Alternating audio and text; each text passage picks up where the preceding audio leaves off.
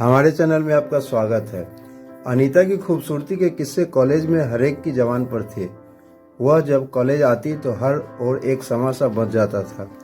वह हरियाणा के एक छोटे से शहर सिरसा के नामी वकील की बेटी थी तथा बेहद खूबसूरत व प्रतिभाशाली थी। चालाक इतनी कि अपने आगे किसी को कुछ नहीं समझती थी। अभिजात व आत्मविश्वास से उसका नूरानी चेहरा हरदम चमकता रहता।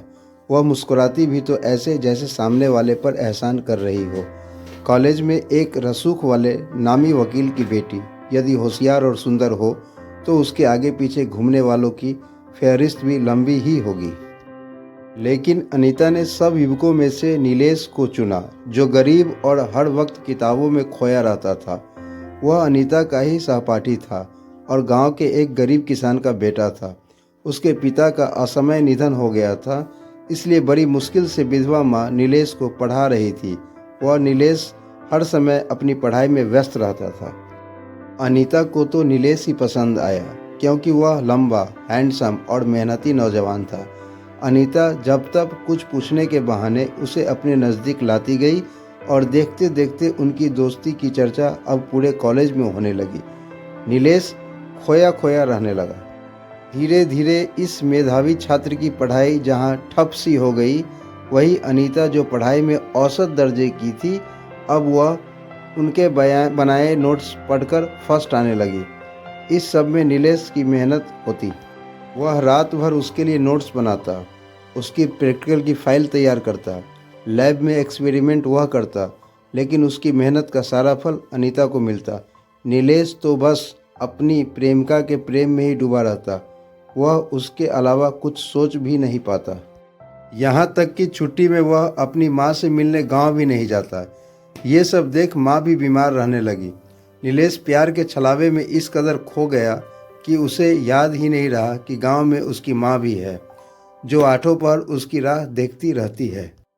माँ ने अपने जेवर बेचकर उसके कॉलेज की फीस भरी। माँ बड़े किसानों के यहाँ धान साफ करके उसकी पढ़ाई का खर्च पूरा कर रही थी। उनके प्रति चाह कर भी नीलेश नहीं सोच पाता, क्योंकि अनीता के साथ उसके प्रश्नोत्तर बनाना, फिर उसके घर जाना, वह कहीं जा रही हो तो उसे साथ ले जाना, उसके संग पिक्चर व पार्टी अटेंड करना, ये सब काम वह करता। वह इन सब में इतना थक जाता कि उसे अपना भी होश न रहता। कॉलेज की गैदरिंग में उसने अनीता को देखकर ही यह गीत गाया था। एक शेर सुनाता हूँ मैं, जो तुझको मुखातिब है, इश्क हुस्न परी दिल में है, जो तुझको मुखातिब है। इस गीत को गाने में वह इतना तन्मय हो गया था कि बड़ी देर तक तालियां बजती रही थी, पर वह सामने कुर्सी पर बैठी अनीता को ही ताकता रहा और उसके कानों में तालियों की आवाज़ भी जैसे नहीं पड़ रही थी। अनीता का सिर गर्व से ऊंचा हो गया था। सारे कॉलेज में वह जूलियट के नाम से जानी जाने लगी थी। हालांकि उसने इस प्यार में अपना कुछ नहीं खोया। नीलेश ने उसे कभी उंगली से भी नहीं छुआ था। इधर एग्ज़ाम होते होते अनीता का मुंबई में रिश्ता तय हो गया। अनीता को क्या फ़र्क पड़ना था, वह तो मस्त थी, कभी प्रेम में पड़ी ही नहीं थी। वह तो मात्र मनोरंजन और मतलब के लिए नीलेश को इस्तेमाल कर रही थी। आखिर रिजल्ट आया। अनीता अव्वल आई, पर नीलेश 2 विषयों में लटक गया। उसका 1 वर्ष बर्बाद हो गया। इधर अनीता विवाह कर मुंबई रहने चली गई, जबकि नीलेश को प्यार में नाकामी और अवसाद हाथ लगा।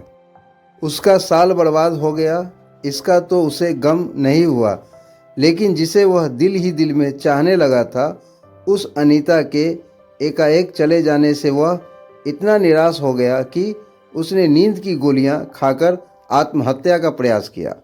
जब अनीता की बारात आ रही थी, तब नीलेश अस्पताल में जीवन और मौत के बीच झूल रहा था। उसकी गरीब माँ का रो रो कर बुरा हाल था।